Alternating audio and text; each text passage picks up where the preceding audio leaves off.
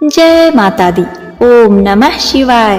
प्रिय भक्तगणों, आज अश्विन माह शुक्ल पक्ष की 9वीं तिथि है और आज का दिन अष्ट सिद्धि प्रदान करने वाली माता सिद्धिदात्री को समर्पित है।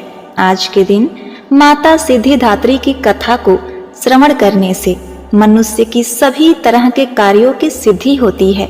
माता उन सभी जातकों को अभयता का वरदान देती हैं। बल, बुद्धि, विद्या के साथ ही शुभता का भी आशीर्वाद प्राप्त होता है। व्यवसाय तथा कार्य क्षेत्र में सफलता प्राप्त होती है। तो आज मैं सुना रही हूँ शारदा नवरात्रि में सुनी जाने वाली माता सिद्धिदात्री की बड़ी ही दुर्लभ तथा पौराणिक कथा। तो आप सभी भक्तगण इन कथाओं को बड़ी श्रद्धा तथा प्रसन्न चित्त मन से सुनिएगा।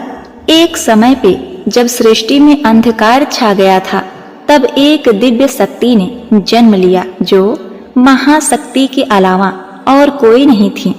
देवी शक्ति ने ब्रह्मा, विष्णु और महादेव की त्रिमूर्ति को जन्म दिया और तीनों को संसार के लिए अपने कर्तव्यों को निभाने के लिए अपनी भूमिका को समझने की सलाह दी।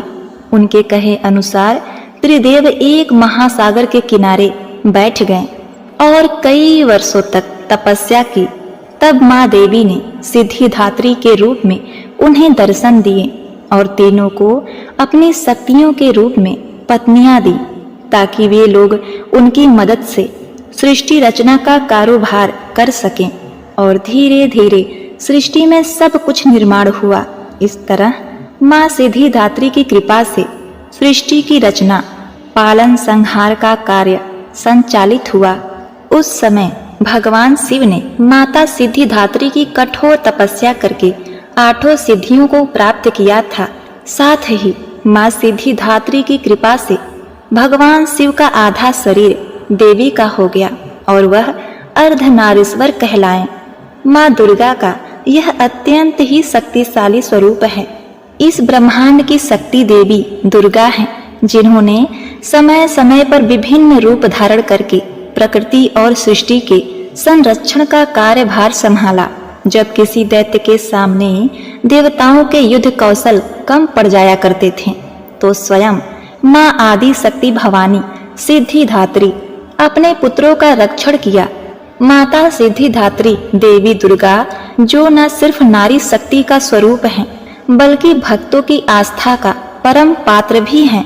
एक समय पर महिषासुर नामक एक भयंकर राक्षस ने चारों ओर हाहाकार मचा दिया। वह जहां तहां मौत का नाच नाचता था और उसके गढ़ ऋषियों के यज्ञों में विघ्न उत्पन्न करते थे। महिषासुर को वरदान प्राप्त था कि कोई भी देव, पशु या नर उसका वध नहीं कर सकता। इसीलिए स्वयं त्रिदेव भी उसको मारने में असमर्थ थे। निरंकुश दैत्यराज महिषासुर ने अपने वरदान को कवच के रूप में उपयोग करते हुए देवलोक में भी अपना अधिपत्य जमा लिया और देवों को वहां से निकाल फेंका। देवताओं के यज्ञ भाग को भी उसने अपने वश में कर लिया। दैत्यराज से परेशान होकर सभी देवता त्रिदेव के पास गए और उनकी स्तुति करने लगे। सभी देवता के मुख पर चिंता का कारण त्रिदेव पहले से जानते थे। यह सब हाल जानकर भगवान शिव मुस्कुराए और बोले, हे नारायण, अब समय है कि हम सभी अपने तेज से इस जग की रक्षिका देवी दुर्गा का आवाहन करें। यह सुनकर स्वयं ब्रह्मदेव और नारायण ने भी हामी भरी। इसके बाद स्वयं भगवान शिव, भगवान विष्णु और ब्रह्मदेव के शरीर से तेज उत्पन्न हुआ और वो एक जगह आकर मिल गया। इसके बाद वहां जितने भी देवता उपस्थित थे, सभी के शरीर से महातेज उत्पन्न हुआ और सभी त्रिदेवों के उस परम तेज में आ मिले। उस दिव्य तेज ने एक सुंदर स्त्री का रूप ले लिया। महादेव के तेज से माता का मुख, नारायण के तेज से 8 भुजाएं, ब्रह्मदेव के तेज से चरण पादुकाएं, यमराज के तेज से मस्तक और केस, चंद्रमा के तेज से माता के स्तन, देवराज के तेज से माता की कमर, वरुण के तेज से जंघाएं और इसी तरह से अन्य देवताओं के तेज से माता के अन्य अंग उत्पन्न हुए। सभी ने मिलकर माता को श्रेष्ठ अस्त्र शस्त्र दिए। महादेव ने अपने त्रिशूल से शूल, नारायण ने अपने चक्र से एक दिव्य चक्र, महादेव ने एक दिव्य कमंडल, देवराज इंद्र ने एक दिव्य और शक्तिशाली वज्र, सागर ने सुंदर रत्नों से सजे आभूषण, कभी मैली न होने वाले वस्त्र और मुकुट दिए। वरुण ने शंख, हिमालय ने माता को सवारी रूप में सिंह, और इसी प्रकार देव शिल्पी विश्वकर्मा ने माता को दिव्य अस्त्र और शस्त्र निर्माण करके दिए। माता का यह स्वरूप अत्यंत तेजस्वी और भयंकर था। देवी के इस विशाल और भव्य स्वरूप को देखकर सभी देवताओं ने करबद्ध होकर उनकी स्तुति की तथा देवी पर पुष्प वर्षा की। माता ने प्रसन्न होकर कहा, हे देवों, कहो मेरा प्रादुर्भाव किस प्रयोजन से किया है? मैं अत्यंत प्रसन्न हूँ, मुझे बताओ, मैं तुम्हारी समस्या का हल किए देती हूँ। जिसके बाद देवताओं ने सारा हाल कह सुनाया। इसके बाद रण क्षेत्र में माता ने विकराल रूप धारण कर पहले दैत्यराज की सेना का विध्वंस किया और बाद में महिषासुर को भी मार दिया। इसी तरह से पूर्व समय में दुर्गम नामक एक महाबली असुर था। उसने भगवान ब्रह्मा की कठोर तपस्या करके अद्भुत वरदान प्राप्त कर लिया। वरदान के प्रभाव से दुर्गम सुर ने वेदों का अपहरण कर लिया, जिससे सारी धार्मिक क्रियाएं, भावनाएं लुप्त हो गई। दुर्गम सुर ने अहंकार के वश होकर संसार को अपमानित और पीड़ित कर रखा था। घोर अकाल पड़ गया। जीव अन्न और जल के लिए छटपटाने लगे। तीनों लोकों में त्राही त्राही मची। देवता भी यह सब देखकर डरे हुए थे। सभी देवता माँ भवानी के शरण में गए, प्रार्थना करने लगे, हे माँ भवानी, हे माँ सिद्धिदात्री, आप असुरों का संहार करने वाली, आपने शुंभ निशुंभ, चंड मुंड, मधु कैटप, महिषासुर आदि दैत्यों का वध कर हमारी रक्षा की है। हे माता, आपने हमें आशीर्वाद दिया था कि जब भी हम पर संकट आएगा आप हमारा उद्धार करेंगी। उसी प्रकार से हे भगवती, दुर्गम सुर का वध कर हमारी रक्षा कीजिए। देवताओं की विनती से प्रसन्न होकर माँ भगवती ने जल की अनन्य धाराएं प्रवाहित कर चारों ओर जल ही जल प्रवाहित कर दिया।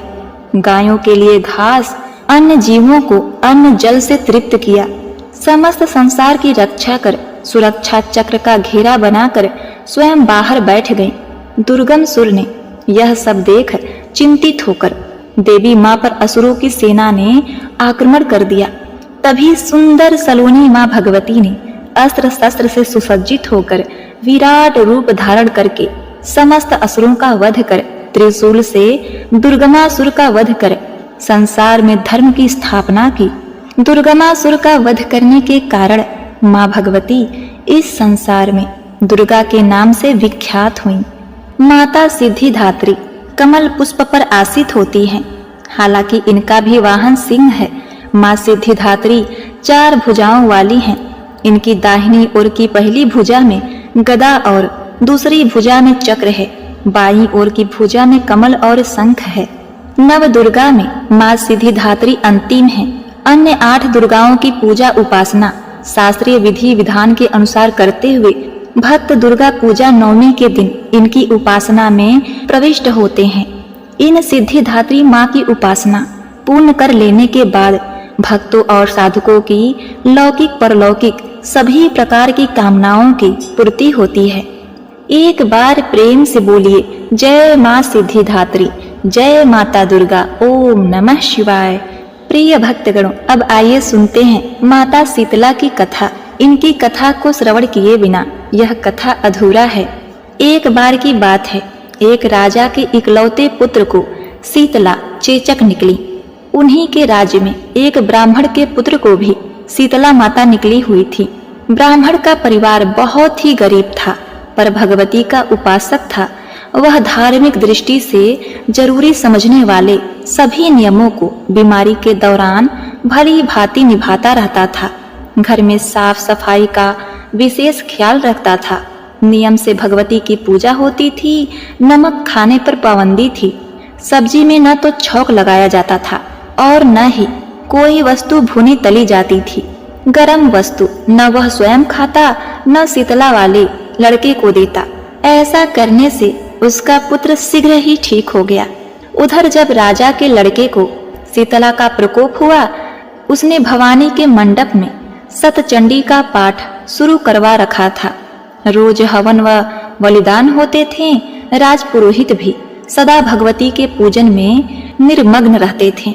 राजमहल में रोज कढ़ाई चढ़ती, विविध प्रकार के गर्म स्वादिष्ट भोजन बनते। सब्जी के साथ कई प्रकार के मांस भी पकते थे। इसका परिणाम यह होता है, उस लजीज भोजन की गंध से राजकुमार का मन चंचल हो उठा। वह भोजन के लिए जिद करता, एक तो राजपुत्र और दूसरे इकलौता। इस कारण उसकी अनुचित जिद भी पूरी कर दी जाती। उसके कहे अनुसार उसे तरह तरह के पकवान खाने को दिए जाते, उसकी जिद पूरी की जाती। इस तरह शीतला माता का कोप घटने के बजाय बढ़ने लगा। शीतला के साथ साथ उसे बड़े बड़े फोड़े भी निकलने लगे, जिसमें खुजली व जलन अत्यधिक होती थी। शीतला के शांति के लिए राजा कितना भी उपाय करता, शीतला का प्रकोप उतना ही बढ़ता जाता, क्योंकि अज्ञानतावश राजा के यहाँ सभी कार्य उल्टे हो रहे थे। इससे राजा और अधिक परेशान हो उठा। उसकी समझ में नहीं आ रहा था कि इतना सब होने के बाद भी शीतला का प्रकोप शांत क्यों नहीं हो रहा। एक दिन राजा के गुप्तचरों ने उसे बताया कि ब्राह्मण के पुत्र को भी शीतला निकली थी, पर वह बिल्कुल ठीक हो गया।